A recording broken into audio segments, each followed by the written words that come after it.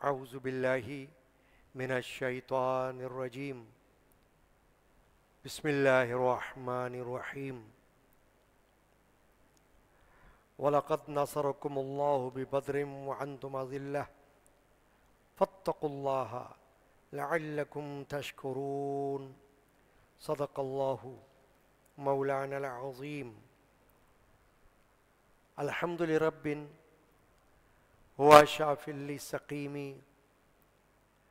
والشکر لمن ارحم من کل رحیم ببرکت ان اللہ وملائکتہ یصلون علی النبی یا ایھا الذین آمنوا صلوا علیہ وسلموا تسلیما اللہم صل علی سیدنا محمد وعلى آلہ وصحبہ اجمعین صلاۃ و سلام علیک یا سیدی یا رسول اللہ وعلى آلک واصحابک یا حبیب اللہ۔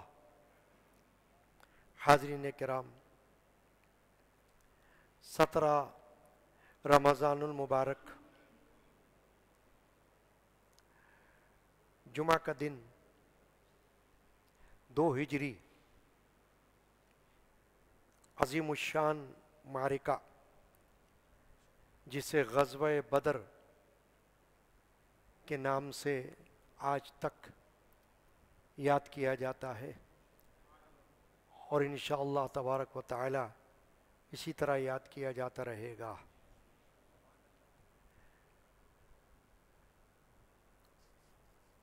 اللہ تبارک و تعالی جل شانہ و عم نوالہ کا ایک دستور،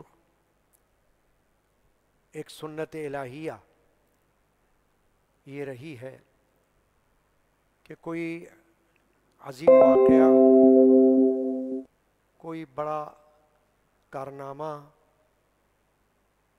کوئی بڑی بات، اس کو اللہ تعالی باقی رکھنا چاہتا ہے، اس کی یاد کو اللہ تعالیٰ قائم رکھنا چاہتا ہے۔ یہ اس کی ایک مثال ہے۔ اسی لیے قرآن مجید میں مختلف امتوں کے قصے، واقعات بیان کیے گئے ہیں تاکہ قرآن پاک کو پڑھتے ہوئے جب ان قصوں پر، ان واقعات پر بندوں کی نظر جائے تو انہیں ان واقعات کو پڑھ کر ایک طاقت، تقویت اور ایک سبق حاصل ہو۔ مختلف واقعات ہوئے، اس محدود وقت میں ہر واقعے کی طرف تو اشارہ کرنا ممکن نہیں، کیونکہ خاص واقعہ جو آج کا دن اور آج کی رات کی محفل میں جس طرف ہمیں توجہ کرنی ہے وہ غزوہ بدر ہے، جسے بدر الکبریٰ اور یوم الفرقان کا نام بھی دیا گیا ہے، کیونکہ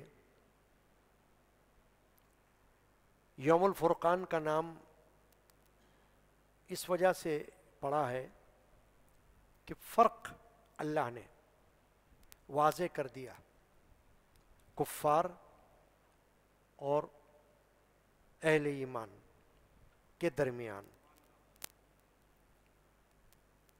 قرآن مجید کو بھی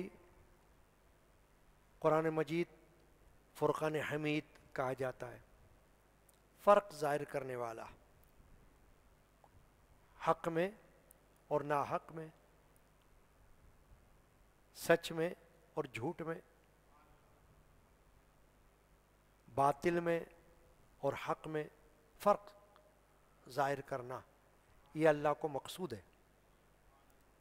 اور غزوہ بدر میں یہی کچھ ہوا ہے۔ غزوہ نام آپ نے سنا ہے اور سنتے رہتے ہیں، یہ واحد ہے، اس کی جمع ہے غزوات۔ غزوہ کی تعریف کیا ہے؟ وہ جنگ یا وہ جہاد جس کی قیادت خود بنفس نفیس حضور نبی کریم صلی اللہ علیہ وسلم نے فرمائی ہو، اس کو غزوہ کہا جاتا ہے۔ لیڈ کرنے والی ذات سرکار دو عالم صلی اللہ تعالی علیہ وسلم کی ہو، تاکہ قیامت تک لوگوں کو یہ بھی معلوم ہو جائے کہ جس جنگ یا جس جہاد کی قیادت اللہ کے رسول کر رہے ہوں اس پہ کوئی اعتراض کی گنجائش ہی باقی نہیں رہتی، کیونکہ اللہ کے رسول یا اللہ کے نبی کوئی عبث کام، عبث کا معنی ہوتا ہے بیکار، فالتو، فالتو کام نبی رسول کر ہی نہیں سکتا۔ یہ عقیدہ رکھنا بڑا ضروری ہے، وہ چاہے غزوہ کے حوالے سے ہو، چاہے کسی اور واقعے کے حوالے سے ہو، مگر یہ عقیدہ رکھنا کہ نبی اور رسول کی ذات وہ ہے جو کوئی بیکار عمل نہیں کر سکتی۔ اس لیے جہاد کو بھی کوئی بیکار نہیں کہہ سکتا۔ تو غزوہ کی تعریف آپ کو معلوم ہوئی کہ جس میں سپہ سالاری اور قیادت رسول اللہ صلی اللہ تعالی علیہ وآلہ وسلم خود فرما رہے ہوں، اور ان کی قیادت میں مجاہدین جہاد کر رہے ہوں، لڑ رہے ہوں۔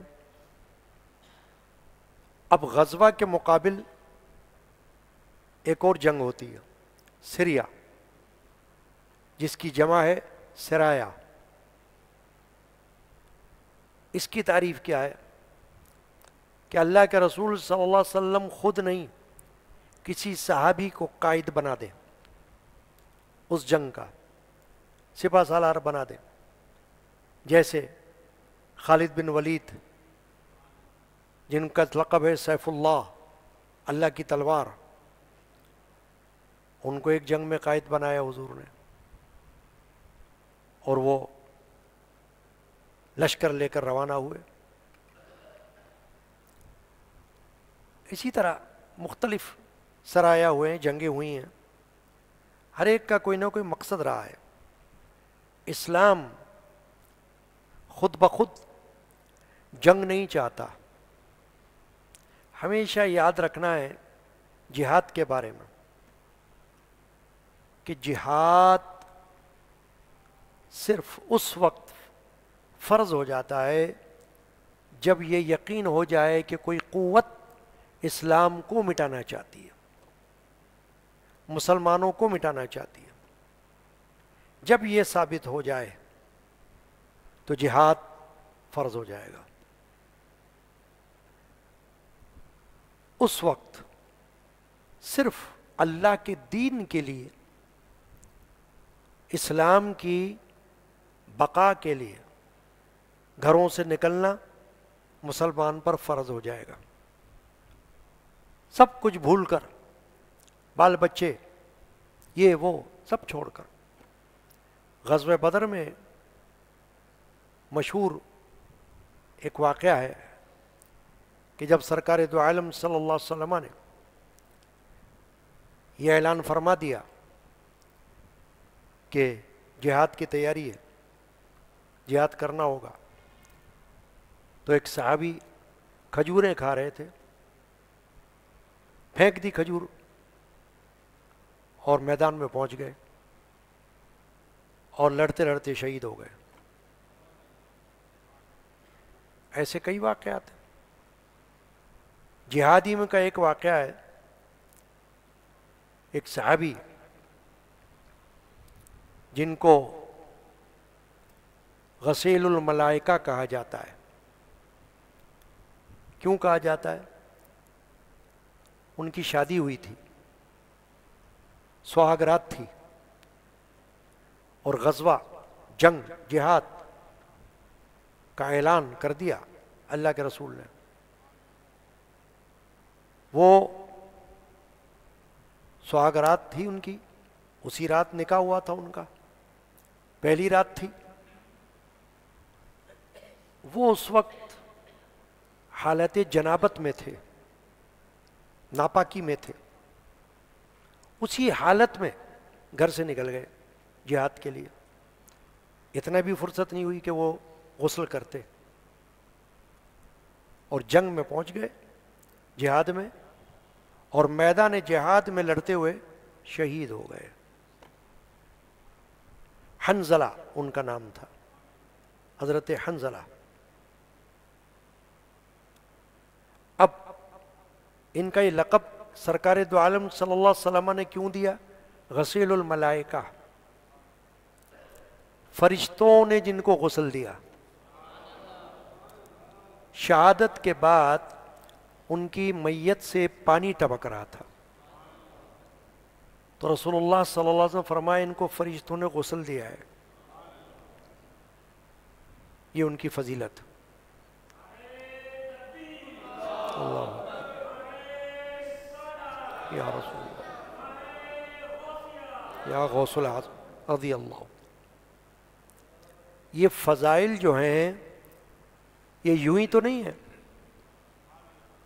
اگر جہاد یوں ہی ہوتا تو پھر یہ فضیلت بھی نہ ہوتی، پھر کسی کا یہ مقام بھی نہ ہوتا۔ یہ مقام، یہ مرتبہ کہ فرشتے کسی کو غسل دیں، تو یہ تو پھر کسی عظیم الشان صفات کی وجہ سے ہوتا ہے نا۔ تو جہاد ایک ایسا عمل ہے۔ علامہ اقبال نے شعر میں کہا، شہادت ہے مقصود و مطلوب مومن، شہادت ہے مقصود و مطلوب مومن، نہ مال غنیمت نہ کشور کشائی۔ کیا معنی ہوا اس کا؟ فرما رہے ہیں مومن کا مقصود اور مومن کا مطلوب شہادت ہے، نہ غنیمت کا مال لوٹنا ان کی نیت ہے، اور نہ کشور کشائی، شہرت، بادشاہت، تخت و تاج، یہ ان کا مقصود نہیں ہے۔ وہ تو اپنے گھر سے یہ نیت لے کر نکلتے ہیں کہ اللہ تعالیٰ مجھے مقام شہادت عطا فرما دے، تاکہ وہ بشارت جو باری تعالیٰ نے دی ہے، وَلَا تَقُولُوا لِمَن يُقْتَلُ فِي سَبِيلِ اللَّهِ أَمْوَاتٌ بَلْ أَحْيَاءٌ وَلَكِنْ لَا تَشْعُرُونَ۔ جو لوگ اللہ کی راہ میں قتل ہوئے انہیں مردہ مت کہنا، بلکہ وہ زندہ ہیں، تمہیں شعور نہیں ہے۔ زندوں کو شہیدوں کی زندگی کا شعور نہیں ہے۔ کتنی بڑی بات۔ ہم اپنے آپ کو زندہ کہتے ہیں نا، اسی طرح ہماری طرح اور بھی لوگ تھے ان مواقع پر جو کہتے تھے کہ ہم تو دیکھو زندہ ہیں، یہ دیکھو یہ گئے جہاد میں مر گئے، دیکھ لو، یعنی کہ مذاق اڑاتے تھے۔ دیکھو اگر نہ جاتے تو ہماری طرح زندہ رہتے، کھاتے پیتے موج کرتے، جہاد میں گئے شہید ہو گئے۔ تو اللہ نے ان کی فضیلت میں آیت نازل فرمائی کہ اے زندوں، تم سے یہ شہید اچھے ہیں، ان کی زندگی کا تم کو شعور نہیں ہے، یہ تم سے زیادہ زندہ ہیں، تم سے بہت اچھا زندہ ہے۔ یہ سب اللہ نے بیان فرمایا ہے تاکہ لوگوں کو احساس ہو کہ جہاد کیا چیز ہے. اور جہاد کا عنوان، جہاد کا موضوع یہ ہمیشہ باقی رہے گا. قرآن میں آ گیا جہادوں کا تذکرہ، غزوات کا ذکر، وہ غزوہ بدر ہو یا غزوہ احد ہو، یہ قرآن میں آ گیا تو اس کو کوئی مٹا نہیں سکتا. کوششیں تو غیر مسلموں کی اب بھی ہیں، یہ خبریں اڑتی ہیں کہ جہاد کی آیات ہٹا دو تاکہ ایسا نہ ہو لوگوں کو جذبہ آئے جہاد کا، لیکن نہیں ہٹا سکتے، ان کے بس میں نہیں ہے نا. وہ قرآن کو تو جلا سکتے ہیں، قرآن کو پھاڑ سکتے ہیں، لیکن جہاد کے موضوع کو قرآن سے نکال نہیں سکتے. یہ اللہ کی شان ہے. تو آئیے اس طرف کہ غزوہ بدر 17 رمضان المبارک کو ہوا، اور ابتدا میں ارادہ نہیں تھا لڑنے کا، جنگ کا، مسلمانوں کا. وہ تو صرف ایک قافلے کی تلاش میں نکلے تھے اللہ کے رسول کے حکم پر. رسول اللہ صلی اللہ علیہ وسلم نے ابو سفیان کی سربراہی میں ایک قافلہ آ رہا تھا مال وغیرہ لے کر، اس کی سرکوبی کے لیے، کیونکہ وہ اسلام کو نقصان پہنچاتے تھے اپنے مال و دولت کے حوالے سے. تو رسول اللہ صلی اللہ علیہ وسلم نے اس کے تعاقب کا حکم دیا تھا. تو جہاد کی نوبت آ گئی. 17 رمضان المبارک کو 2 ہجری ہے، اور 2 ہجری میں روزے بھی فرض ہوئے. تو جتنے اس وقت مجاہدین تھے رسول اللہ صلی اللہ علیہ وسلم سمیت، وہ سب روزے کی حالت میں تھے. یہ ایک اور عظیم الشان بات ہے.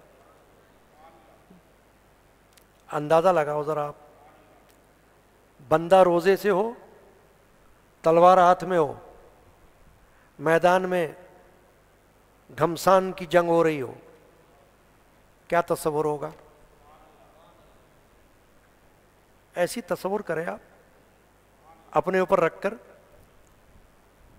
ہم تو روزے کی حالت میں تو کوئی کہتے ہیں بھائی کوئی بھاری کام مت بولنا یار، ہمارے کو جلدی چھٹی دے دینا، آدھا دن کام کریں گے آدھا دن سوئیں گے جا کے،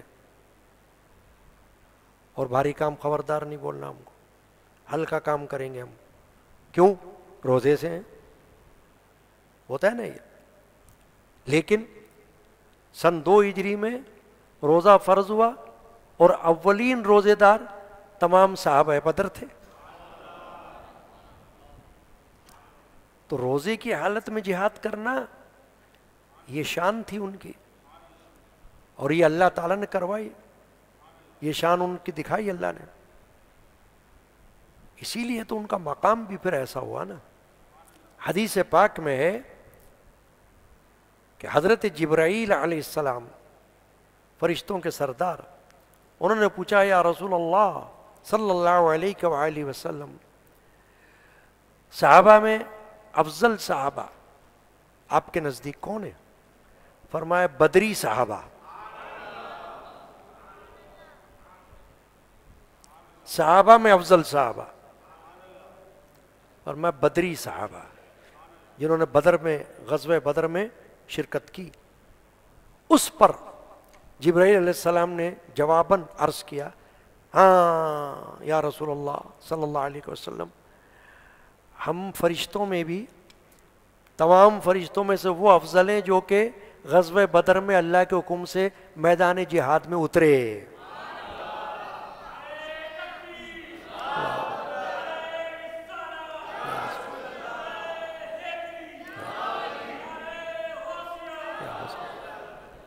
اب بتاؤ آپ، یہ الگ سے ایک فضیلت آئی۔ صحابہ میں غزوہ بدر والے صحابہ افضل، اور فرشتوں میں غزوہ بدر والے فرشتے افضل۔ یہ اللہ کی طرف سے خود بخود تو نہیں ہوا، اللہ تعالیٰ نے شان دکھائی ہے۔ تو یوم الفرقان اس کو اسی لیے کہا جاتا ہے کہ اس میں فرق ظاہر ہوا ہے مسلمان اور کافر مشرک کے درمیان، کہ مشرک کون ہے، کیسے ہیں، اور مومن کون ہے اور کیسے ہیں۔ غزوہ بدر کی بات ہو رہی ہے، اور میں نے عرض کیا کہ جہاد ان پر اس وقت ہو گیا لازم، ورنہ وہ اس نیت سے نکلے نہیں تھے اس وقت۔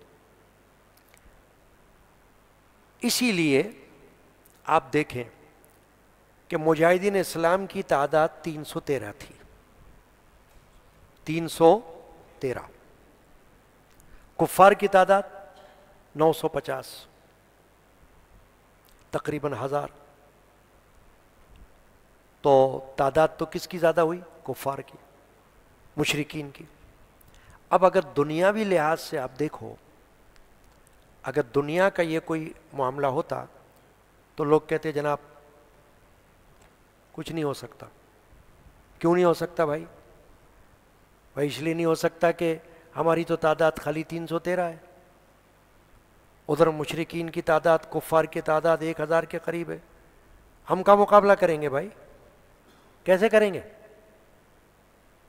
کیسے جیتیں گے؟ ہم نہیں جیت سکتے دنیاوی اعتبار سے۔ یہ خیال آنا چاہیے، دنیاوی اعتبار سے آئے گا نا۔ پھر سواریاں، 2 گھوڑے مجاہدین اسلام کے پاس، اور 70 اونٹ، اور کفار مشرکین کے پاس 200 گھوڑے اور بہت سے اونٹ۔ اب فرق تو ظاہر ہو رہا ہے، جہاد کا جو سامان اور سواریاں وہ تو کم ہے مومنین کے پاس، کفار کے پاس زیادہ ہیں۔ نبی اکرم صلی اللہ علیہ وسلم نے ترکیب یہ بنائی کہ چونکہ سواریاں کم ہیں لہذا ایک بندہ ایک سواری استعمال نہ کرے، بلکہ 3 بندے ایک اونٹ پر بیٹھیں، ایک اونٹ پر 3 بندے بیٹھیں، اس طرح سفر کریں تاکہ سب کو باری باری سواری کا موقع ملے۔ یہ نہ ہو کہ کچھ لوگ تو سواری پر ہیں باقی لوگ پیدل ہی جا رہے ہیں۔ خود سرکار دو عالم صلی اللہ تعالی علیہ وآلہ وسلم کے پاس جو اونٹ تھا اس میں آپ اکیلے نہیں بیٹھے، اپنے ساتھ حضرت مولا علی کرم اللہ وجہ الکریم کو بھی بٹھایا اور ایک اور صحابی کو بھی بٹھایا۔ انہوں نے عرض کیا یا رسول اللہ ہم تو آپ کی سواری کی نکیل پکڑ کر چلیں گے، آپ بیٹھے رہیے اوپر۔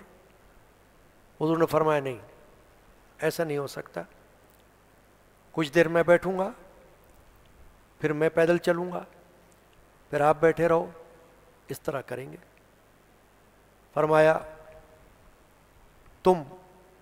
میں تم سے زیادہ طاقت نہیں رکھتا، تم مجھ سے زیادہ طاقت نہیں رکھتے، اس طرح فرمایا۔ اس لیے یہ ترکیب رہے گی، اور صحابہ کو بھی یہ ترکیب بتائی، اور اس طرح قافلہ چلا۔ یہاں پر جو مومنین ہیں مجاہدین اسلام، ان کے دل کے اندر تو اللہ کی عظمت، اللہ تبارک و تعالی کی شان، اسلام کی شان یہ دل کے اندر ہے۔ اور وہاں جو کفار تھے ان کے ساتھ کیا تھا؟ ان کے ساتھ نہ نعرہ تکبیر تھا، نہ نعرہ رسالت تھا، کیونکہ ان کا تو ایمان نہیں تھا۔ ان کے ساتھ کیا تھا؟ طوائفیں، گانے بجانے والی، ڈھول، ناچ، رنگ، خرمستیاں، یہ تھی۔ آپ تاریخ کا مطالعہ کریں، واقعات کا مطالعہ کریں تو مورخین نے یہ لکھا ہوا ہے کہ کفار کو خوش رکھنے کے لیے آپس میں یہ اہتمام کیا گیا تھا کہ عورتیں تھیں گانے بجانے والی جو ناچ گا کر ان کو تازہ رکھ رہی تھی، خوش و خرم رکھ رہی تھی، اور ادھر کیا تھا؟ اللہ کا نام، رسول اللہ کی عقیدت، محبت، دین اسلام کی محبت، جہاد کی محبت، یہ تھی۔ رسول اللہ صلی اللہ علیہ وسلم نے اس وقت کیا کیا؟ خصوصیات جو ہے غزوہ بدر کی، جو آج کا موضوع میں نے لیا ہے، اس میں سے خصوصیت بہت بڑی کیا ہے کہ غزوہ بدر میں اللہ پر توکل کی شان نظر آتی ہے۔ قرآن میں بھی توکل کا ذکر ہے، توکل یعنی بھروسہ، اس کے علاوہ اور کچھ نہیں۔ جب آپ نے دیکھ لیا کہ سامان کم، جب آپ نے دیکھ لیا کہ سواری کم، جب آپ نے دیکھ لیا کہ مجاہدین کی تعداد کم، تو اب کیا ہے؟ اب توکل ہے، بھائی اللہ پہ بھروسہ ہے، اللہ کے کام کے لیے نکلیں تو اللہ ہی طاقت دے گا، اللہ ہی مدد فرمائے گا، توکلت علی اللہ۔ تو اس غزوہ بدر میں فتح جو نصیب ہوئی ہے، اس میں یاد رکھنا آپ کہ سب سے بڑی وجہ اللہ پر توکل کی ہے۔ توکل ہی نے ان کو سرخرو کیا، ان میں جان ڈالی، ان میں ہمت پیدا کی، تقویت پیدا کی، طاقت ڈالی، اور ان کو کامیابی بخشی اللہ نے توکل کی بنا پر۔ خود اللہ نے ان کا جذبہ جہاد اور اسلام کی محبت دیکھ کر کچھ ایسے کام کر دیے اللہ نے، کیا کیے؟ بارش برس دی، بارش برسائی اس رات میں جس دن لڑائی ہونے والی تھی، کیونکہ جس جگہ کفار نے خیمے لگائے تھے، پڑاؤ ڈالا تھا، وہاں زمین تھوڑی ٹھیک تھی، اور جہاں مجاہدین تھے وہاں زمین ہموار نہیں تھی۔ بارش برسی، جب بارش برسی تو اس کا اثر یہ ہوا کہ جس جگہ مشرکین ٹھہرے تھے وہاں کیچڑ ہو گیا بہت زیادہ، اور جہاں مجاہدین اسلام ٹھہرے تھے وہاں قدرت الہی سے اللہ نے زمین کو ہموار کر دیا، سمودھ ہو گئی زمین۔ پانی وہی ہے، بارش وہی ہے، جو یہاں برس رہی ہے وہی وہاں برس رہی ہے، مگر اس کے اثرات یہاں کچھ اور ہیں، وہاں کچھ اور ہیں، یہ اللہ کی قدرت سے ہو رہا۔ پھر ایک اور بات اللہ نے یہ کیا کہ کفار کی نظر میں مجاہدین کو بہت زیادہ دکھایا، جیسے نظر ایسے آئے کہ ارے یہ بہت ہے بھائی، یہ تو بہت ہے، اور مجاہدین اسلام کو تھوڑا دکھایا تاکہ خوف نہ رہے۔ یہ اللہ کی طرف سے ہوا اس وقت۔ اور قرآن مجید میں ابھی جو میں نے آیت شریفہ پڑھی ہے سورہ آل عمران کی آیت نمبر 123 123، اس میں اللہ نے بدر کا نام لیا اور فرمایا وَلَقَدْ نَصَرَكُمُ اللَّهُ بِبَدْرٍ وَأَنْتُمْ أَذِلَّةٌ، اور بے شک اللہ نے بدر میں تمہاری مدد کی جب تم بالکل بے سر و سامان تھے۔ یعنی یہ فرمایا کہ تمہارا توکل کام آیا ہے، تم نے جو بھروسہ دکھایا ہے نا اللہ پر، تو اللہ نے تمہارے بھروسے کی مدد پر، تمہارے بھروسے کی بنیاد پر تمہاری مدد فرمائی، ورنہ تم تو بے سر و سامان تھے، تمہارے پاس سواریاں کم تھی، مگر اللہ نے تمہارا کام کر دیا، بیڑا پار کر دیا اللہ نے۔ فاتقوا اللہ لعلکم تشکرون، تو اللہ سے ڈرو کہیں تم شکر گزار ہو، یعنی تاکہ تمہیں شکر کرنے کی توفیق ملے کہ تمہیں اللہ نے کامیابی عطا فرمائی۔ تو توکل ایک خصوصیت ہے بڑی۔ میرے خاندان کے صوفی بزرگ، ہمارے مشائخ میں سے عارف باللہ حضرت صوفی سائیں عبد الغنی القادری رحمۃ اللہ علیہ نے توکل پر کلام لکھا، بھروسے پر، جو بڑا لائق قابل ذکر ہے۔ فرماتے ہیں جز خدا کے جو بھروسہ کرے حیران ہوگا، ایک نہ ایک روز بہت ہی وہ پریشان ہوگا۔ کہہ رہے ہیں خدا کے سوا اگر کوئی بھروسہ کرے گا، یعنی دنیا کی چیزوں پر بھروسہ رکھے گا اور اللہ پر نہیں رکھے گا، تو حیران ہوگا، ایک دن پریشان ہوگا۔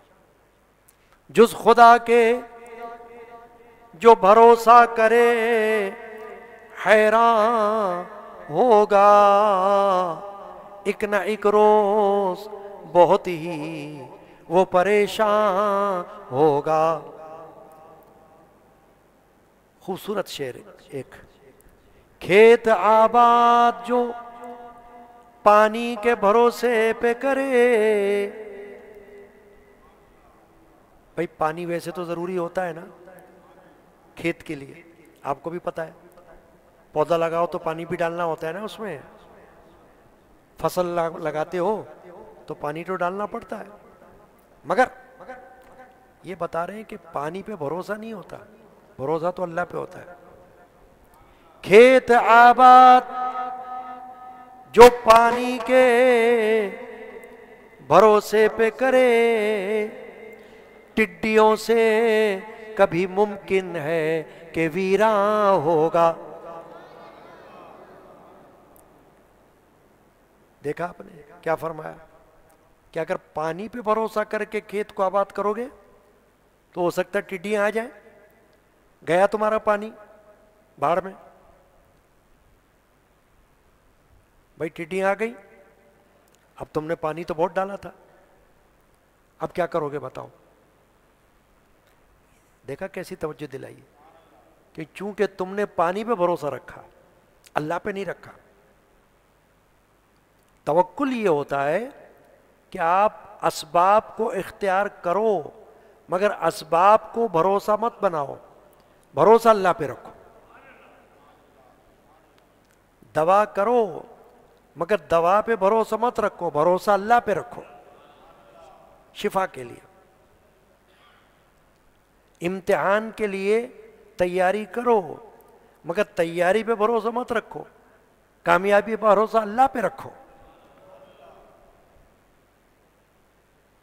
یہ ہے بڑا مسئلہ، اس کو سمجھنے کی ضرورت ہے۔ بعض لوگ کنفیوز ہو جاتے ہیں توکل میں اور اسباب میں کہ کیا کریں، اسباب اختیار کریں کہ نہ کریں، یا خالی توکل کریں۔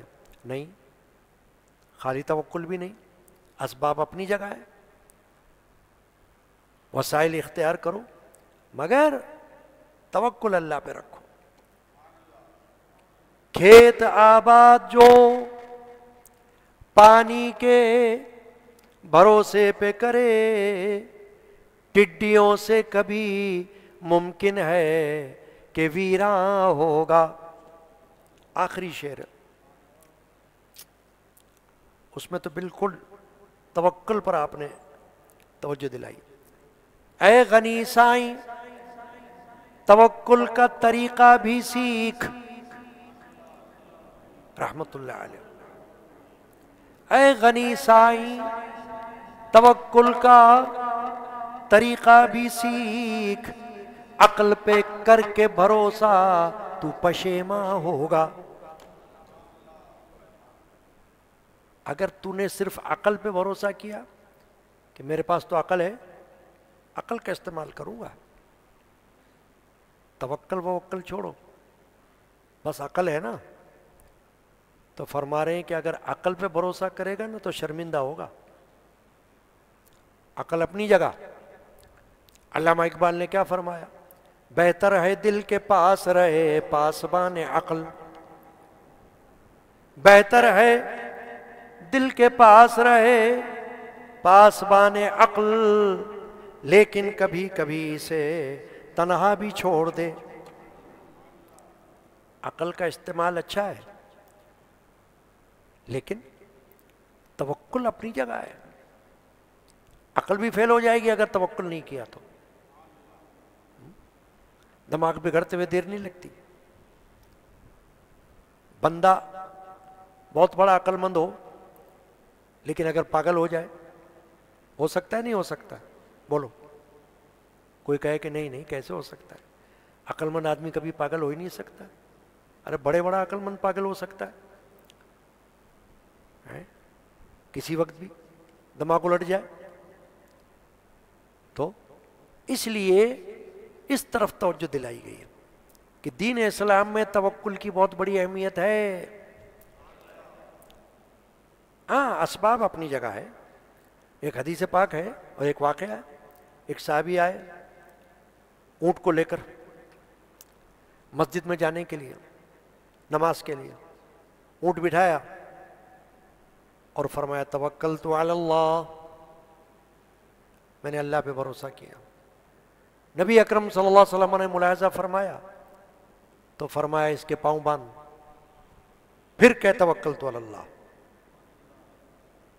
یعنی تجھے ایک کام کرنا ہے، وہ یہ کہ اس کے پاؤں باندھنا ہے۔ یہ نہیں کہ تو نے اس کو کھلا چھوڑ دیا اور کہہ رہا توکلت علی اللہ۔ گھر کا دروازہ بند کر پھر کہ توکلت علی اللہ، یعنی تو اپنی طرف سے جو کام کرنا ہے وہ کر لے، اور پھر اپنا عقیدہ یہ رکھ کے اس سب کے باوجود توکل کی شان اپنی جگہ ہے، بھروسہ اللہ پر ہے۔ یہ تو گفت پیغمبر بآواز بلند، مولانا روم فرما رہے اس حدیث کو اپنے شعر میں لا کر، گفت پیغمبر بآواز بلند، پھر فرماتے ہیں کہ شان اشتر ببند بر توکل، شان اشتر ببند، فرما رہے ہیں کہ توکل کرتے ہوئے اونٹ کے پاؤں باندھو اور توکل کرو۔ تو مولانا روم نے یہ جو واقعہ میں نے ابھی آپ کو بیان کیا اونٹ کے پیر باندھنے کا، اس کو اپنے مثنوی شریف میں شعر میں لایا، گفت پیغمبر بآواز بلند بر توکل زانوئے اشتر ببند، توکل کرتے ہوئے اونٹ کے زانوؤں کو باندھو، توکل سے باندھو، یہ بات ہے۔ تو ایک تو خصوصیت یہ ہوئی کہ اللہ پر توکل ہوئی، دوسری خصوصیت میں نے بیان کی کہ بارش ہوئی اور زمین نرم ہو گئی، ادھر جہاں مجاہدین اسلام تھے ان کے لیے ہموار ہو گئے۔ تیسری خصوصیت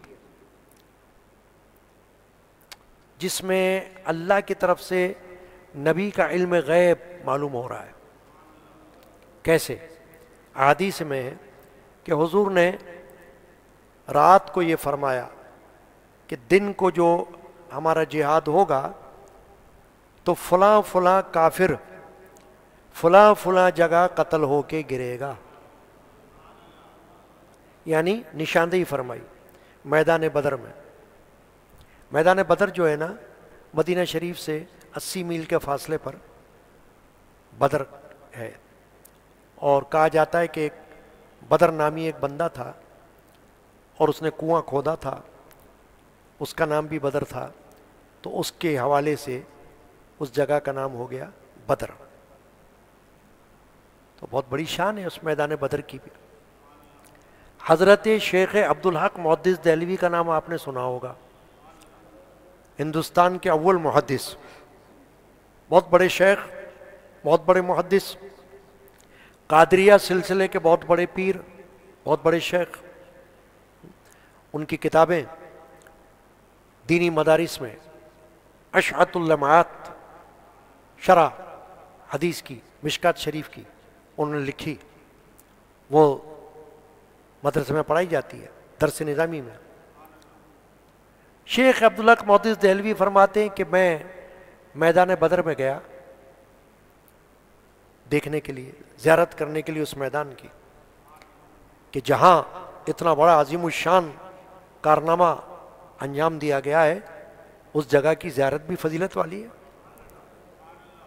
تو کہا کہ مجھے وہاں ایسی آواز آئی جیسے نقارہ بجتا ہے، کیونکہ جنگ میں نقارہ بجایا جاتا تھا نا، تو فرمایا ہوائیں ایسی چلتی ہیں جیسے نقارہ بج رہا ہو وہاں پر۔ شیخ عبدالحق محدث دہلوی رحمۃ اللہ علیہ یہ فرماتے۔ تو حضور نے صلی اللہ علیہ وسلم نے نشانی فرمائی، نشاندہی کہ یہاں یہاں کافر گرے گا۔ مجاہدین اسلام کی قیادت کون کر رہی تھی؟ شخصیت رسول پاک صلی اللہ علیہ وسلم، اور ادھر سے کفار مشرکین کی قیادت کون کر رہا تھا؟ ابو جہل، لعین، مردود، جہنمی، جو ہمیشہ عدو اسلام رہا، دشمن اسلام رہا، دشمن پیغمبر رہا، اور اسی طرح اس جنگ میں ہلاک ہوا۔ ابو جہل وہ قیادت کر رہا تھا۔ ایک موقع آیا جب جنگ شروع ہوئی کہ دو نوجوان تھے، دونوں بھائی تھے، معاذ اور معوذ، دو بھائی، سگے بھائی تھے، مگر جذبہ جہاد سے سرشار تھے۔ انہوں نے پوچھا اپنے ساتھی صحابی سے کہ ابو جہل نظر آئے تو ہمیں بتاؤ۔ اتفاق سے وہ نظر آ گیا، انہوں نے کہا وہ ہے ابو جہل۔ یہ دونوں اس طرف بھاگے اور جا کر اس کو جھپٹ لیا، یعنی دبوچ لیا ابو جہل کو، اور اسے گرا دیا اور اس کو قتل کر دیا۔ دونوں بھائیوں نے مل کر ٹانگ کاٹی، ہاتھ کاٹا۔ اس کے بعد رسول پاک صلی اللہ علیہ وسلم کو اطلاع ہوئی تو اللہ کے رسول نے فرمایا کہ کون ہے جو اس کی گردن اتارے جا کر؟ یہ اس امت کا فرعون ہے۔ حضور نے فرمایا ہر امت میں فرعون ہوئے ہیں، موسیٰ علیہ السلام کی امت میں بھی فرعون ہوا ہے، مگر اس امت کا فرعون یہ ابو جہل ہے کہ جس کو اللہ نے ذلیل کیا اور یہ قتل ہوا ہے۔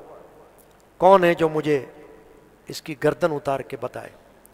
تو حضرت عبداللہ بن مسعود رضی اللہ تعالیٰ، بہت بڑے فقیہ صحابی ہیں، جہاد میں موجود تھے، وہ گئے ابو جہل کے سینے پہ چڑھ گئے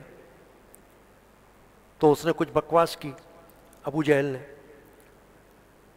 جیسے کہ اس نے کہا کہ جو عداوت میرے سینے میں ہے وہ پہلے بھی تھی اور ابھی بھی ہے، اور میں مر جاؤں گا مگر یہ عداوت میرے سینے میں رہے گی۔ عبداللہ بن مسعود نے اس کی گردن اتار لی، جب وار کیا تو گردن کٹ کے دور کے جا گری۔ اٹھایا گردن کو اور سرکار دو عالم صلی اللہ علیہ وسلم کی بارگاہ میں لے آئے۔ حضور نے سجدہ شکر ادا کیا، سرکار دو عالم صلی اللہ علیہ وسلم سجدے میں گر گئے، یہ فرما کر کے اس امت کا فرعون ہلاک ہوا ہے۔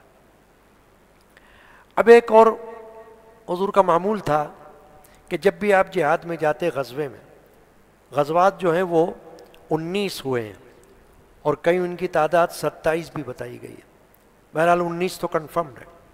19 جہاد ہوئے ہیں جن میں اللہ کے رسول نے حصہ لیا۔ حصہ کیا؟ قیادت فرمائی۔ اس غزوہ بدر میں ایک عریش تیار کیا گیا تھا۔ عریش یعنی مچان، اوپر جیسے چوکی ہوتی ہے نا، اس کو عریش کہا جاتا ہے عربی میں۔ نبی پاک صلی اللہ علیہ وسلم کے لیے عریش بنایا گیا اور اس میں نبی پاک صلی اللہ علیہ وسلم اور حضرت ابوبکر صدیق رضی اللہ تعالیٰ عنہ دونوں بیٹھے،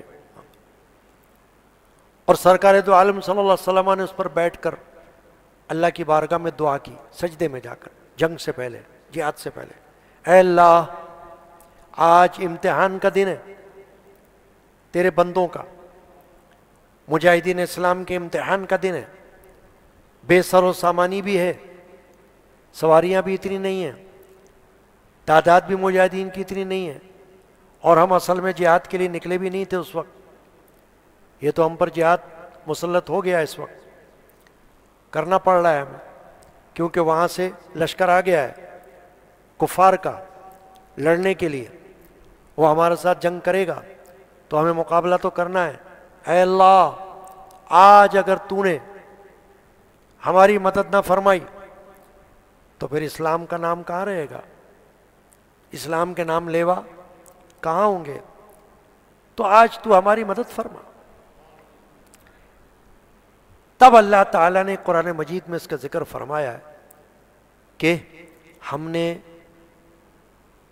جہاد میں فرشتوں کو اتارا مجاہدین اسلام کی مدد کے لیے۔ جبرائیل علیہ السلام خود فرشتوں کی جماعت کو لے کر میدان جہاد میں تشریف لائے۔ احادیث میں یہ واقعات موجود ہیں، صحابہ کرام بتاتے ہیں کہ ہمیں لڑنے کی آواز آتی تھی مگر نظر نہیں آتا تھا کہ کون لڑ رہا ہے، وہ فرشتے تھے کہ مجاہدین کے ساتھ ساتھ جہاد میں حصہ لے رہے تھے، آواز آتی تھی، جبرائیل علیہ السلام گھوڑے پر خود بیٹھے ہوئے اور فرشتوں کی قیادت کر رہے تھے، یہاں سرکار دو عالم صلی اللہ علیہ وسلم قیادت فرما رہے ہیں، وہاں فرشتوں کی قیادت جبرائیل علیہ السلام فرما رہے ہیں۔ 5000 فرشتوں کی تعداد بتائی جاتی ہے جو غزوہ بدر میں نازل ہوئے۔ علماء فرماتے ہیں کہ اللہ تعالیٰ کی مدد، جب اللہ تعالیٰ مخلوق کی مدد مخلوق سے کرتا ہے تو اس کی نشانی اس طرح نظر آتی ہے، کیونکہ مجاہدین بھی مخلوق ہیں، صحابہ کرام، اور فرشتے یہ بھی مخلوق ہیں، یہ بھی اللہ کے مخلوق ہیں، فرق صرف اتنا ہے کہ یہ بندے خاکی مخلوق ہیں اور فرشتے نوری مخلوق ہیں، مگر ہیں تو مخلوق نا، خالق تو اللہ ہے، تو مخلوق کی مدد مخلوق کے ذریعے یہ اللہ کا دستور ہوا۔ کوئی اگر کہے کہ بھائی مدد تو صرف اللہ کی ہے تو آپ اس کے جواب میں یہ واقعہ بیان کر سکتے ہو کہ یہ جو فرشتوں کی مدد اللہ نے فرمائی فرشتوں کے ذریعے، یہ کون سی مدد تھی؟ مخلوق کی مدد مخلوق کے ذریعے ہوئی نا، اللہ کی مدد تو ہے ہی، وہ تو مستقل مدد ہے اللہ کی، مگر اللہ ہی نے دنیا کو عالم اسباب بنایا، تو عالم اسباب میں کہیں بندہ بندے کی مدد کرتا ہے، کہیں فرشتہ بندے کی مدد کرتا ہے، فرشتے بندوں کے لیے مغفرت کی دعائیں کرتے ہیں، قرآن یہ بتاتا ہے، مومنین کی مغفرت کی دعا فرشتوں سے اللہ کروا رہا ہے، یہ بھی تو مدد ہے اہل اسلام کی، کہ نوری مخلوق خاکی مخلوق کے لیے بخشش کی دعا کر رہی ہے، یا اللہ ان کو بخش دے، ان کی مغفرت فرما لے، یہ بھی مدد ہے، دعا کی مدد ہے۔ چنانچہ ایک تو یہ خصوصیت ہو گئی۔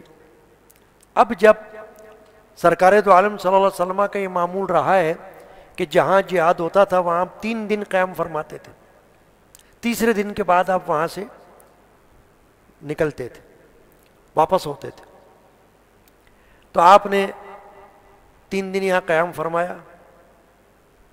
کامیابی کے بعد جو کفار اس میں ہلاک ہوئے، اس میں بڑے بڑے رئیس تھے مشرکین کے، جیسے وڈیرے ہوتے نا سردار، وہ سردار بھی تھے نا وہاں جہاد میں کفار کی طرف سے آئے ہوئے تھے، وہ سب قتل ہوئے جو، تو 70 کے قریب کفار قتل ہوئے اور 70 گرفتار بھی ہوئے، اور مجاہدین میں سے 14 شہید ہوئے اور باقی غازی ہوئے۔ اب وہ جو 70 قتل ہوئے، ہلاک ہوئے، واصل جہنم ہوئے، ان کو رسول اللہ صلی اللہ علیہ وسلم نے ایک گڑھا کھدوایا، کھڈا، اور اس میں پھینکوایا اور اوپر مٹی ڈال دی، اور پھر نبی اکرم صلی اللہ علیہ وسلم صحابہ کے ساتھ تشریف لا کر اس گڑھے پر کھڑے ہوئے اور ان سے مخاطب ہوئے، اے کفار، اے مشرکین، تم دیکھ رہے ہو تمہارے ساتھ کیا ہوا، اللہ نے تمہارے ساتھ کیا کیا ہے، اللہ نے عذاب کو جو وعدہ فرمایا ہے اس کو تم دیکھ رہے ہو، عذاب دیکھ رہے ہو، اور ہم سے جو اللہ نے وعدہ فرمایا بشارت کا وہ ہمیں اللہ نے عطا فرمایا، تو تم عذاب کا وعدہ بھگت رہے ہو کہ نہیں؟ اس وقت حدیث پاک بھی ہے اور تاریخ میں ہے، حضرت عمر بن خطاب رضی اللہ تعالیٰ نے پوچھا، یا رسول اللہ یہ آپ کی بات سن رہے ہیں جو آپ کا خطاب ہو رہا ہے اس وقت ان سے؟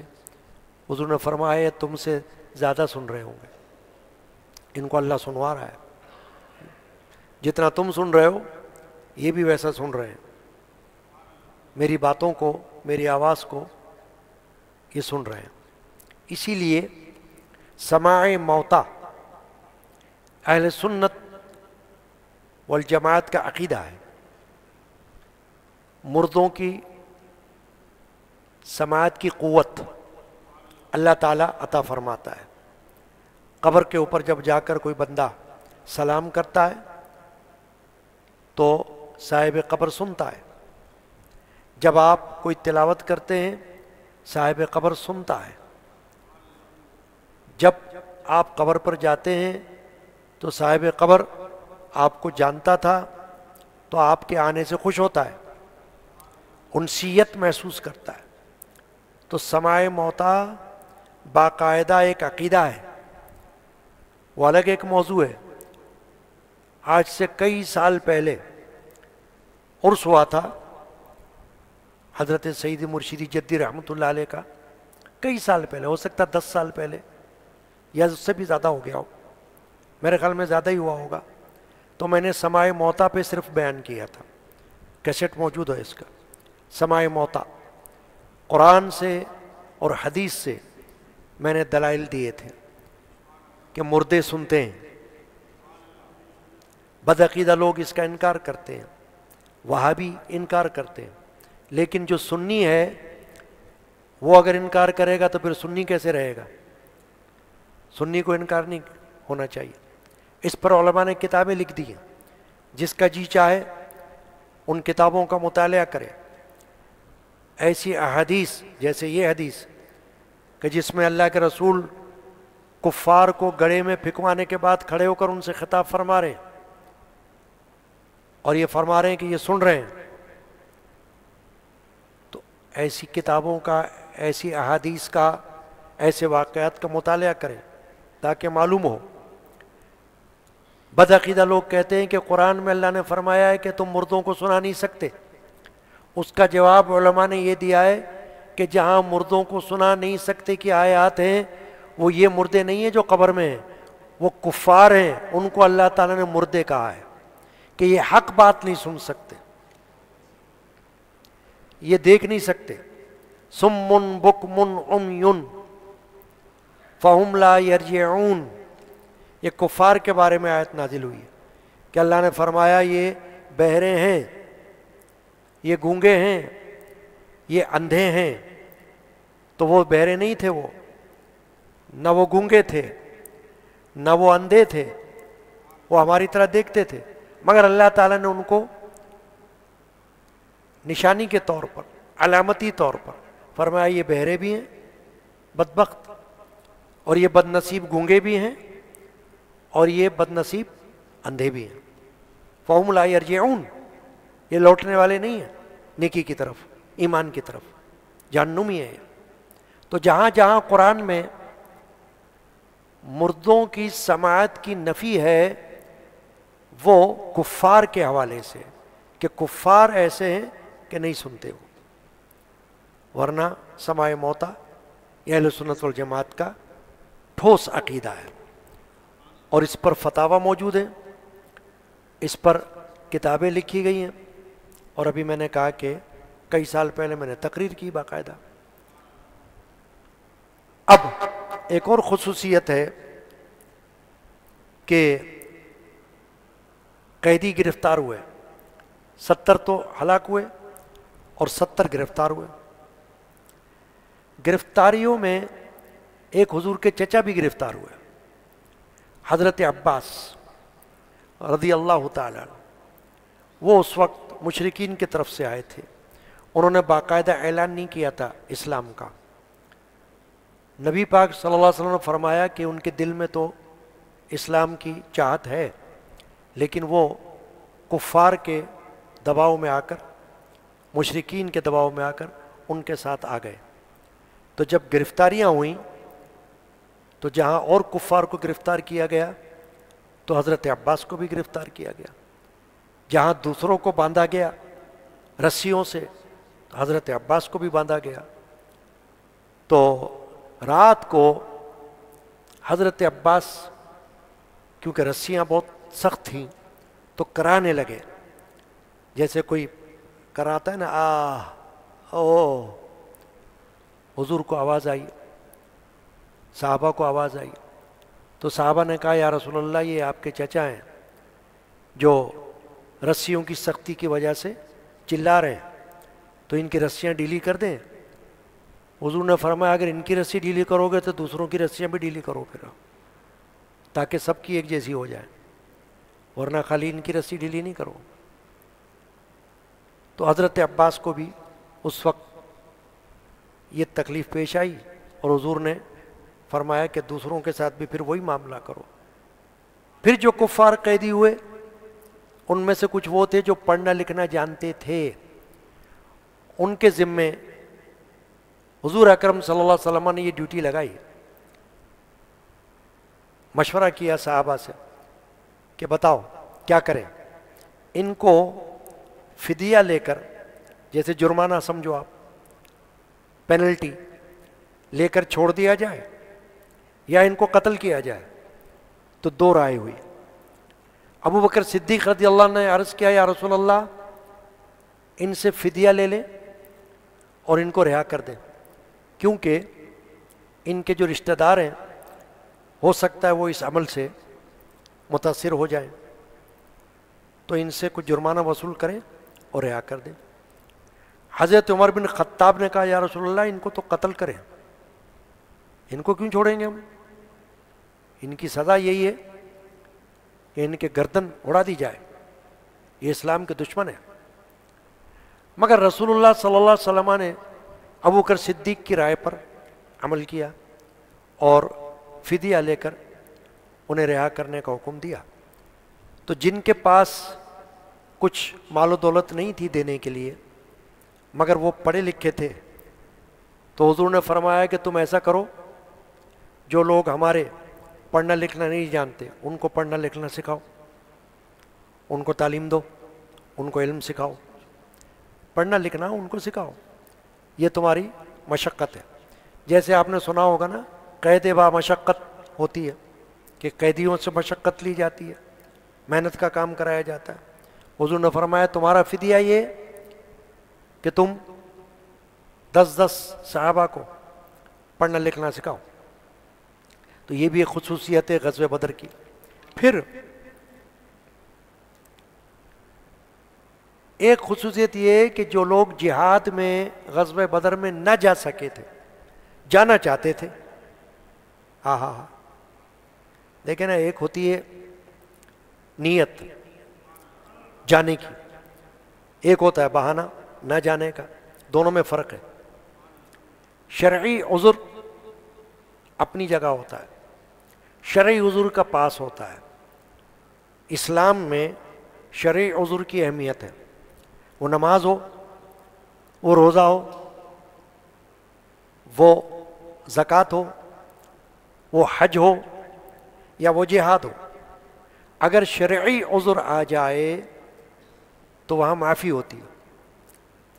اس جہاد میں حضرت ابوبکر صدیق تو تھے، حضرت عمر بن خطاب تو تھے، حضرت مولا علی مشکل کشا تو تھے، عثمان غنی نہیں تھے۔ غزوہ بدر میں عثمان غنی نہیں تھے۔ تو عثمان غنی کیوں نہیں تھے؟ کیا وہ کسی بہانے کی وجہ سے نہیں تھے؟ نہیں، وہ تو تیار تھے کہ میں بھی ہوں، میں بھی اس میں حصہ لوں گا۔ مگر اس وقت ان کی اہلیہ محترمہ کون؟ نبی پاک صلی اللہ علیہ وسلم کی شہزادی حضرت رقیہ بیمار تھی۔ نبی پاک صلی اللہ علیہ وسلم فرمایا عثمان آپ ہمارے ساتھ مت چلو۔ کیوں یا رسول اللہ، میں محروم رہوں گا؟ نہیں، محروم نہیں رہو گے، تم نہ جا کر بھی جہاد کا ثواب لوگے۔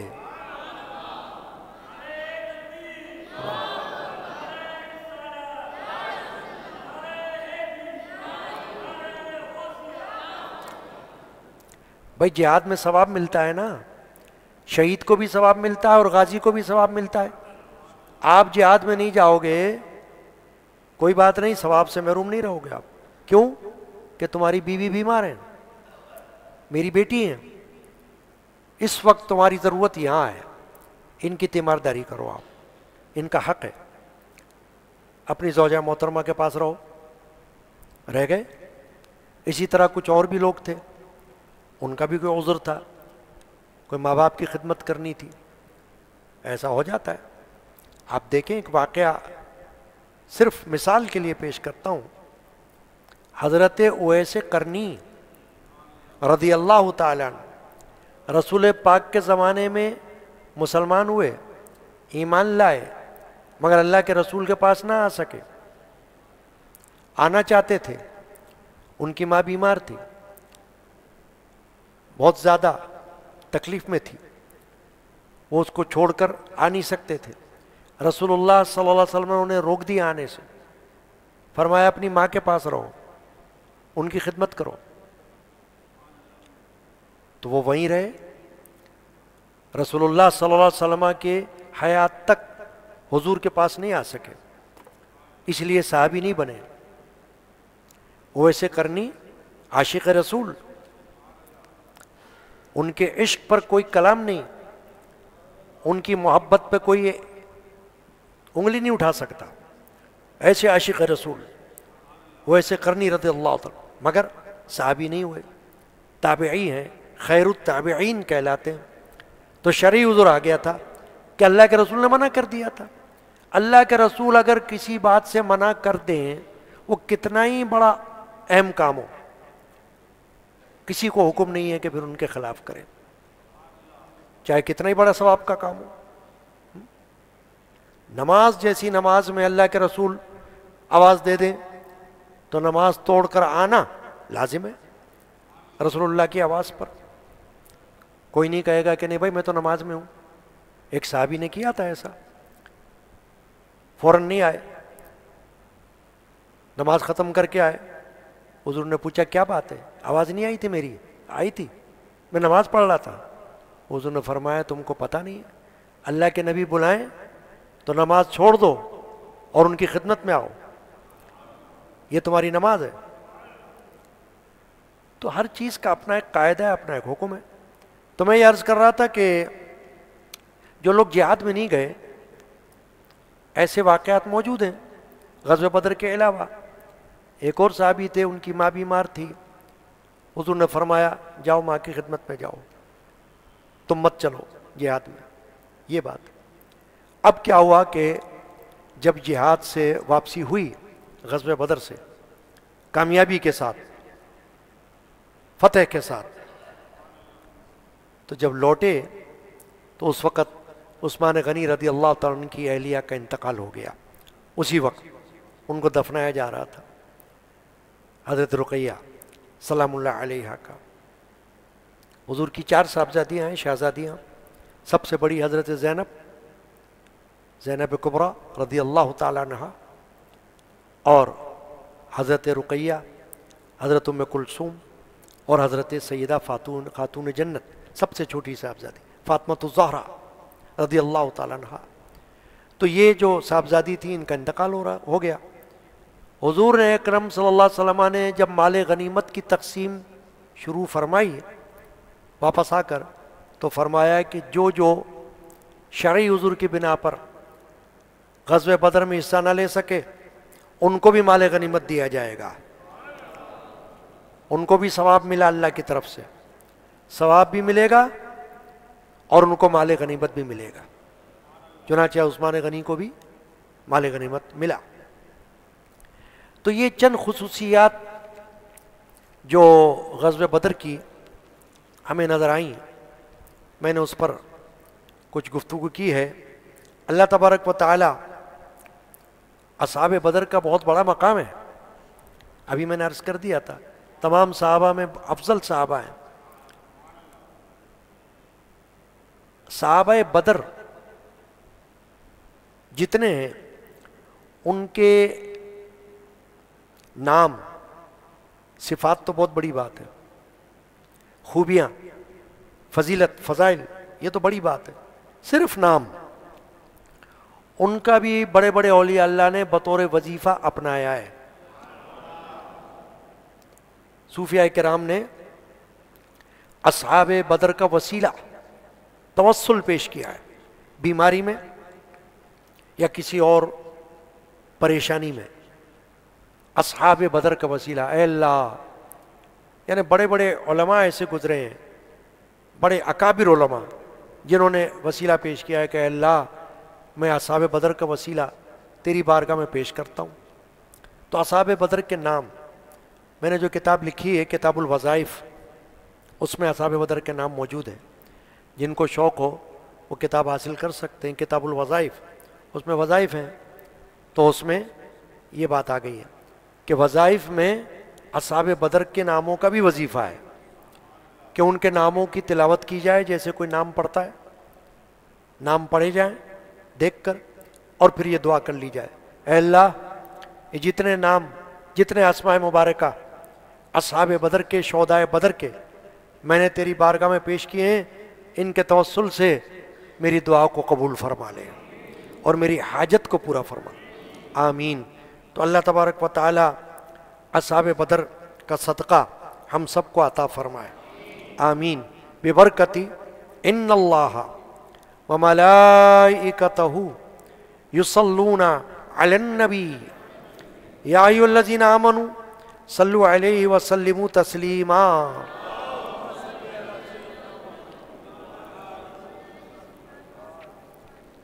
والد ماجد رحمۃ اللہ تعالی علیہ نے سلام لکھا ہے، ہم ہر سال پڑھ لیتے ہیں، سلام بارواح شہدائے بدر رضوان اللہ تعالی علیہم اجمعین ببرکت بسم اللہ الرحمن الرحیم۔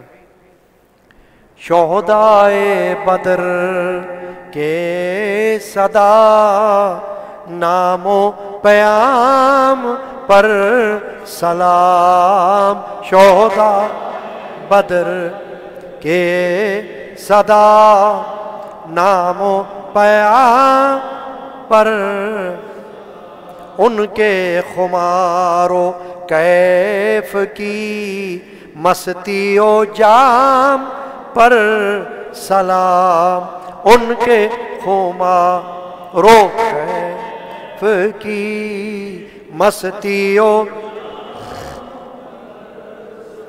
اولی روزے دار تھے، دین کے جانثار تھے، ان کی حیات پاک کے حسن دوام پر سلام، شہدائے بدر کے صدا ناموں پر، ان کے خمار و کیف کی مستی و جان،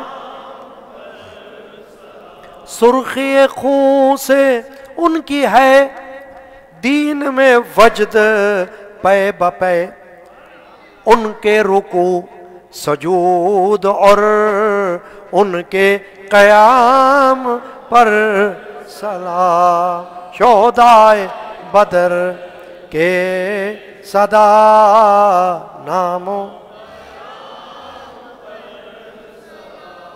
ان کے خمارو کی مستیوں، رحمتیں ان کی فوج پر، آمین، برکتیں ان کی اوج پر، ان کی جماعت اور ہو ان کے امام پر سلام، شہدائے بدر کے صدا ناموں پہ، سبحان اللہ، ان کے خمارو کیف کی مستیوں، قادری علمی رحمت اللہ تعالی علیہ نور اللہ مرقدہ، تحفہ علمی کتاب ہے جس میں اہل بیت پاک کا ذکر ہے، خلفائے راشدین کا ذکر ہے، ان پر سلام لکھے ہوئے ہیں، ان کے مختصر حالات لکھے ہوئے ہیں، اولیاء اللہ کی جو مائیں گزری ہیں ان کے حالات ہیں، تحفہ علمی والد ماجد کی کتاب ہے جو دستیاب ہے۔ قادری علمی یہ دعا مانگو خدا سے ہی صدا، ان کی غلامی ہو عطا، ان کے غلام پر سلام، شہداء بدر کے صدا ناموں، ان کے خمارو کیف کی مستیوں، سلام، آمین۔ تمام حضرات 3 بار سورہ اخلاص اور 1 بار سورۃ الفاتحہ تلاوت فرما لیں۔ اعوذ باللہ من الشیطان الرجیم، بسم اللہ الرحمن الرحیم، قل هو اللہ احد اللہ الصمد لم یلد ولم یولد ولم یکن له کفوا احد، قل هو اللہ احد اللہ الصمد لم یلد ولم یولد ولم یکن له کفوا احد، قل هو اللہ احد اللہ الصمد لم یلد ولم یولد ولم یکن له کفوا احد۔ بسم اللہ الرحمن الرحیم، الحمدللہ رب العالمین الرحمن الرحیم مالک یوم الدین، ایاک نعبد وایاک نستعین، اہدنا الصراط المستقیم صراط الذین انعمت علیہم غیر المغضوب علیہم ولا الضالین، ان اللہ وملائکتہ یصلون علی النبی یا ایھا الذین آمنوا صلوا علیہ وسلموا تسلیما۔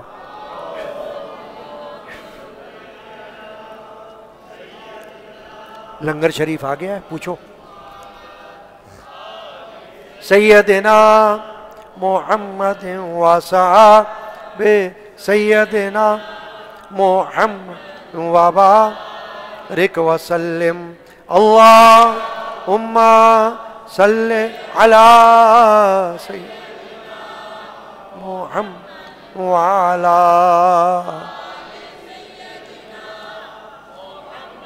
وصحاب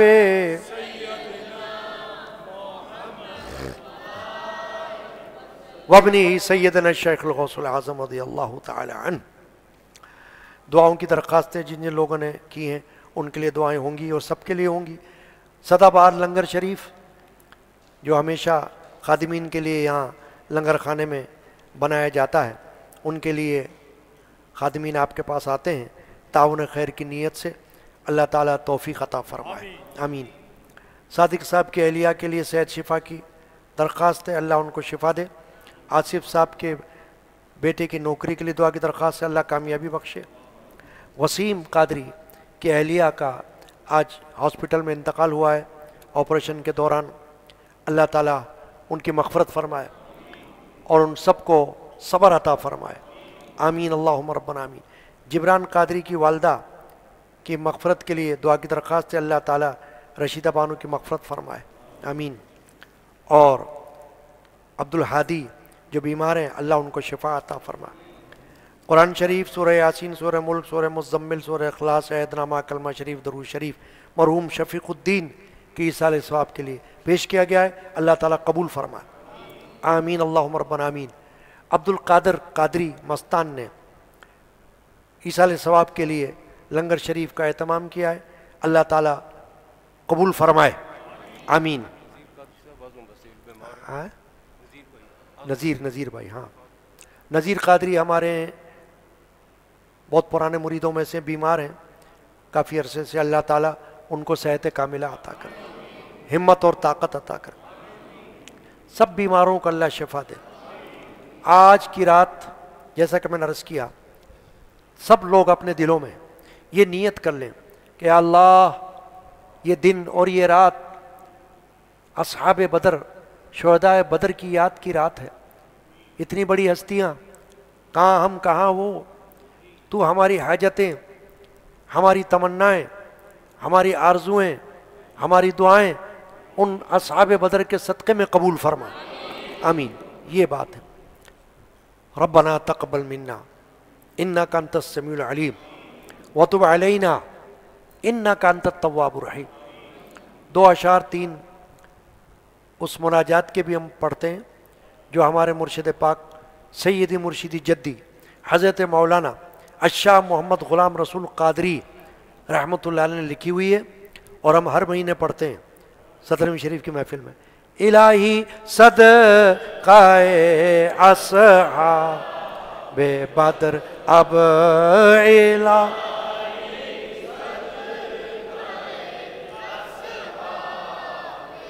آمین۔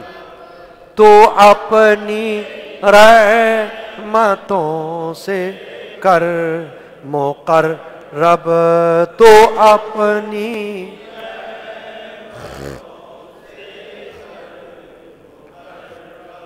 سبحان اللہ، تو پھیلے لشکر شہداء بدری، تو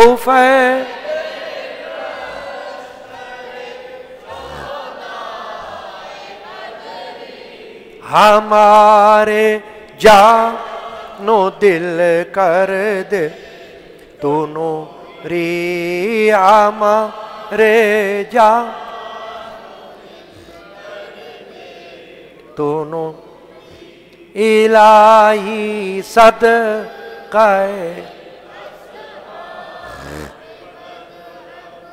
تو اپنی رحمتوں، ہو کام دل فیوز مصطفیٰ یاب، ہو کام دل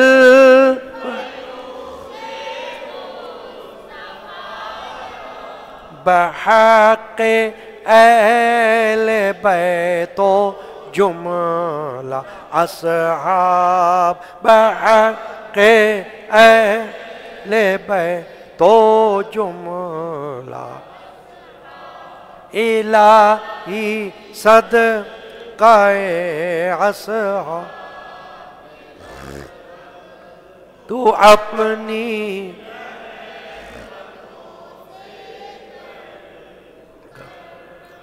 اس مناجات میں عقیدہ توسل پایا جاتا ہے۔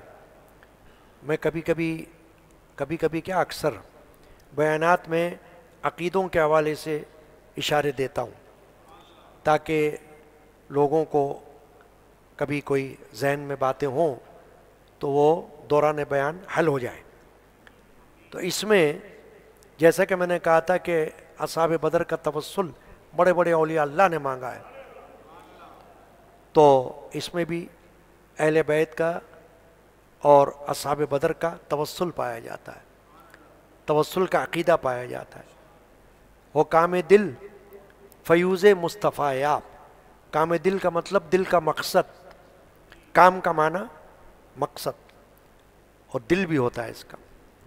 حکام دل فیوز مصطفیٰ یاب بحق اہل بیت و جملہ اصحاب، کہ اہل بیت کا توسل بھی اور اصحاب کا بھی توسل. تو یہ دونوں وسیلے اور توسل جو ہے اہل سنت والجماعت کے عقائد میں شامل ہیں، اور اس کا انکار سنی نہیں کر سکتا. کوئی بد مذہب کرے گا، جو نیک عقیدہ والا ہوگا وہ کبھی بھی وسیلے کا انکار نہیں کر سکتا، کیونکہ اس پر سب لکھی ہوئی باتیں. اور اسی لیے میں کہتا ہوں کہ کوئی بات بھی کوئی بہکائے، وسوسہ دل میں ڈالے، چاہے خود شیطان دل میں ڈال دے، چاہے کوئی سامنے کا شیطان سامنے آ کر دل میں ڈال دے، تو ادھر آؤ اور آ کر معلوم کرو.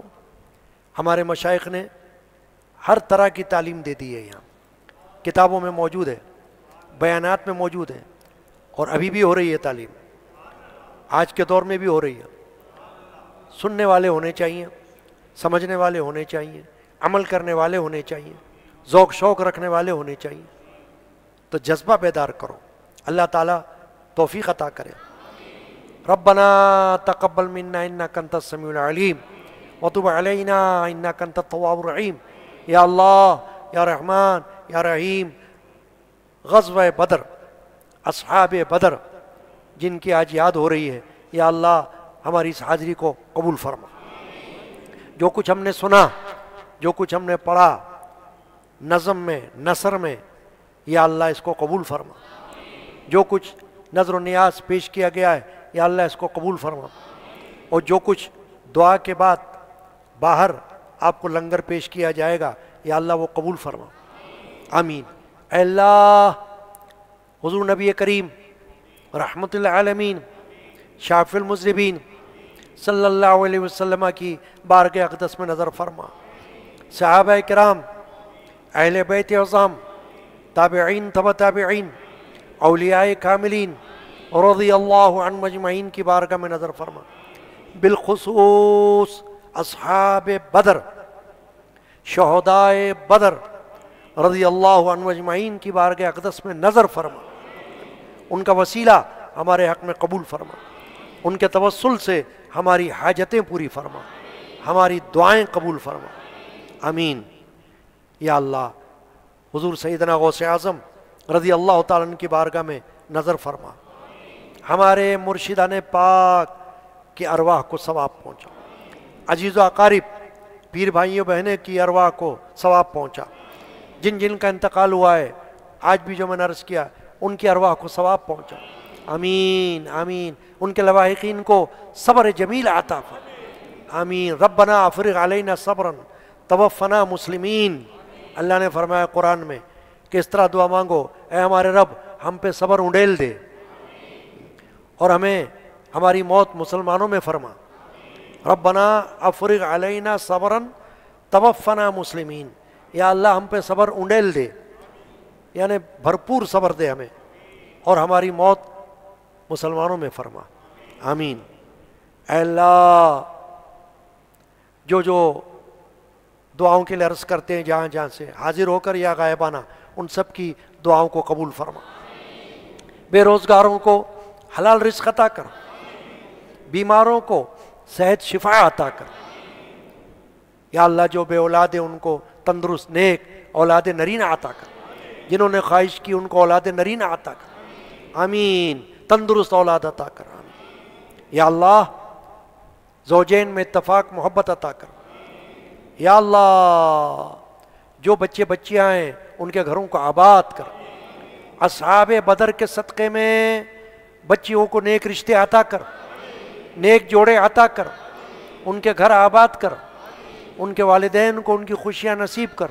آمین. رکاوٹیں دور فرما، جلد از جلد غیبی مدد کر. آمین. یا اللہ یا اللہ یا اللہ، جو قید و بند میں ہیں ان کو رہائی عطا کر، مقدمات میں کامیابی عطا کر. شہریار جن کے والدین نے ہمیشہ دعا کے لیے درخواست کی ہے، یا اللہ ان کو قید سے رہائی عطا فرما، مدد فرما. آمین آمین آمین. یا اللہ، اس قادری مسجد خانقاہ قادری علمیہ کے جتنے مریدین ہیں، معتقدین ہیں، سب کو شاد اور آباد رکھ. اب جو بڑی راتوں کا سلسلہ شروع ہو رہا ہے، آپ کے علم میں ہے۔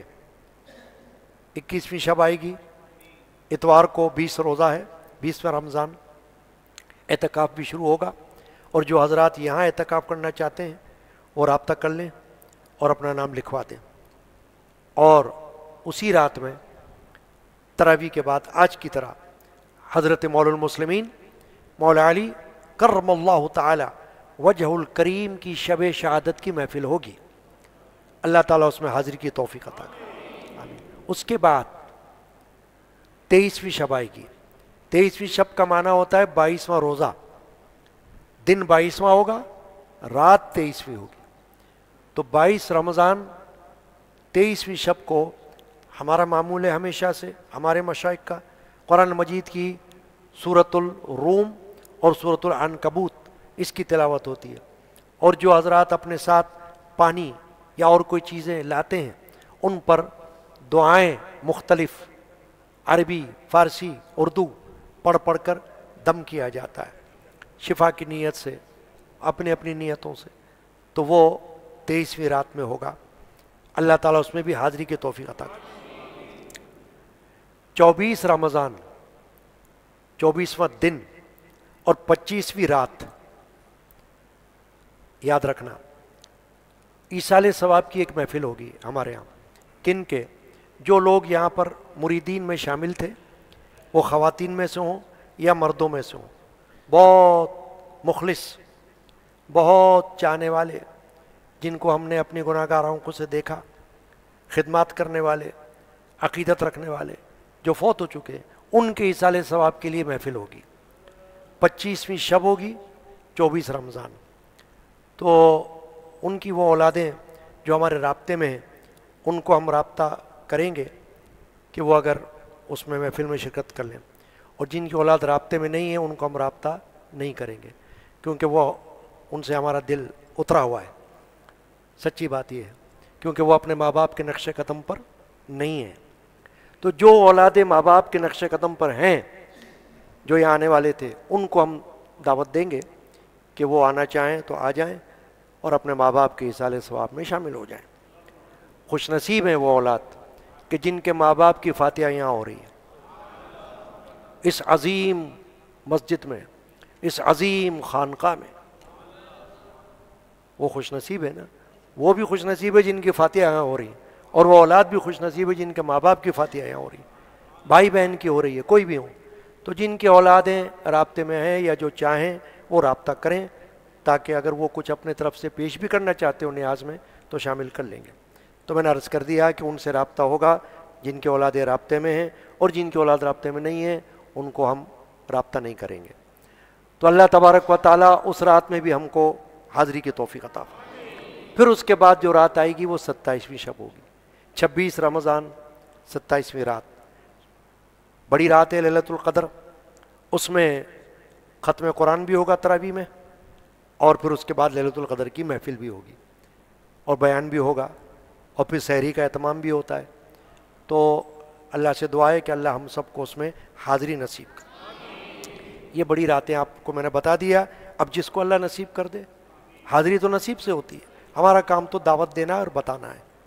یا اللہ، یا الہ العالمین، صدقہ رسول اللہ کا اور صدقہ اپنے سارے اولیاء اللہ کا، حامیان قادری مسجد کو تو آباد رکھ، دونوں عالم میں انہیں اے رب قادر شاد رکھ۔ صلی اللہ تعالی علی سیدنا محمد وعلی آلہ وصحبہ اجمعین برحمتک یا ارحم الراحمین بحق لا